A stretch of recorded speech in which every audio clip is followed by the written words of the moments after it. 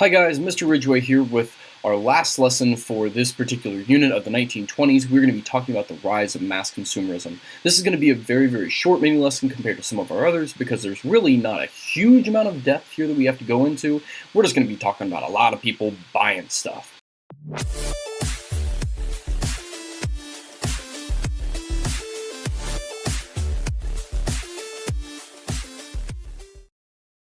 Alrighty, so our objective in this lesson is we're going to be looking at how a growing consumer culture in the United States changed economic and social life.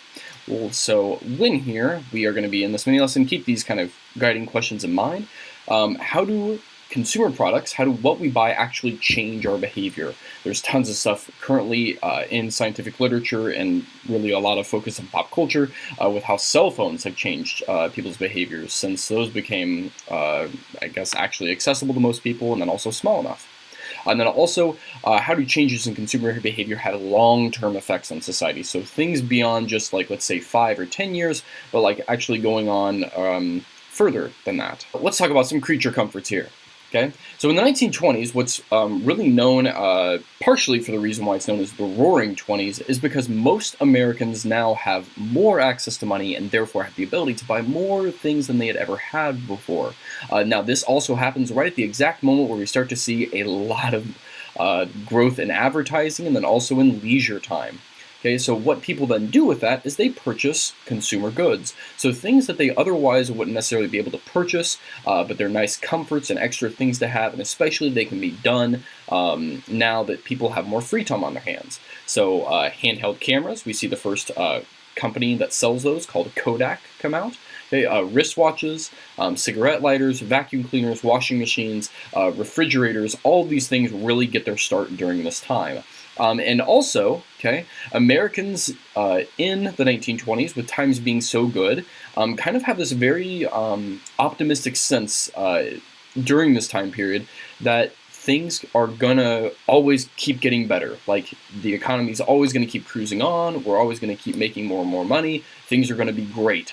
And so they become very, kind of because of this trend of not only what they're buying, but then also the economy as a whole, is they become very fond of what's called installment buying. That means that you go ahead and buy the product, but you have to pay, you know, what you've probably seen on TV, something like, you know, you can own this Bowflex for 4 payments of $999.99.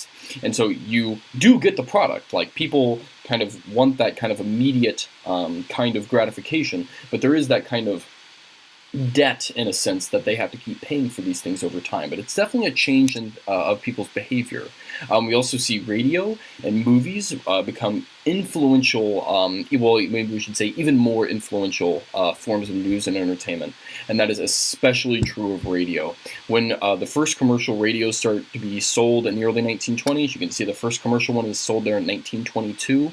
1 year later, there are 3 million sets in use, and it became very, in a sense, odd by the into the 1920s and 1930s that when when you visited somebody's house, they did not have a radio.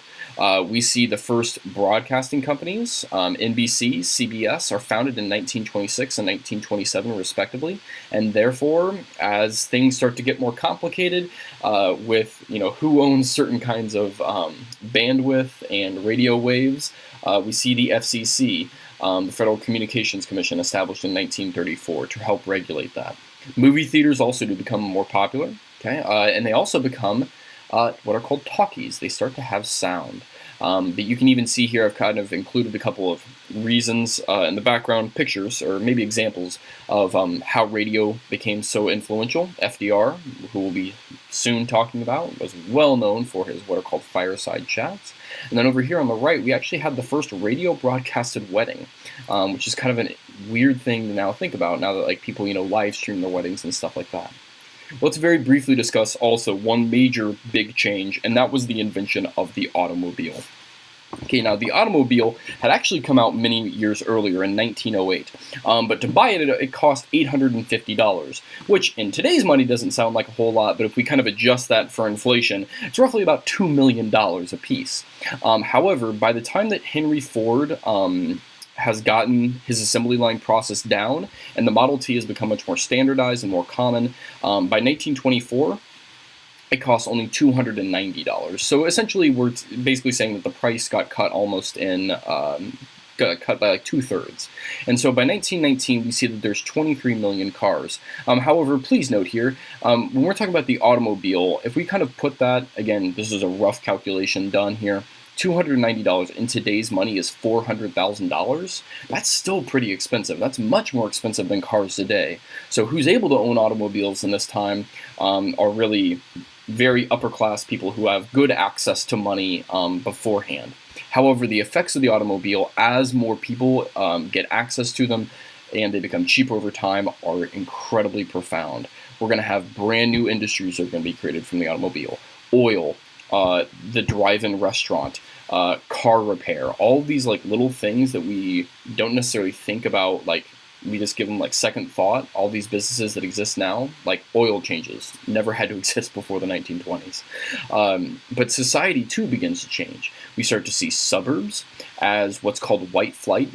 Whites start to leave inner cities. Okay, and we will eventually see the creation of interstates that are designed to get people from the suburbs to the cities, and generally they are done through black communities, so that way people can drive through, white folks can essentially drive through them without having to interact or drive over them, maybe might be the better word to say, drive over them without having to drive through them. We also start to see shopping malls.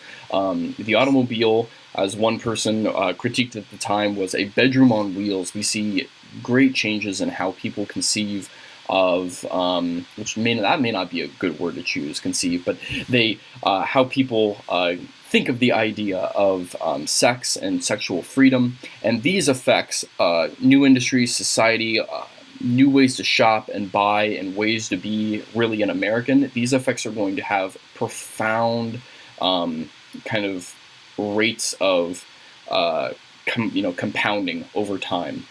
We're going to see that really these things in particular, such as society, white flight, suburbia, we're going to come back to again, because really the automobile without the automobile, these things can't have such a massive influence on society like they have had today.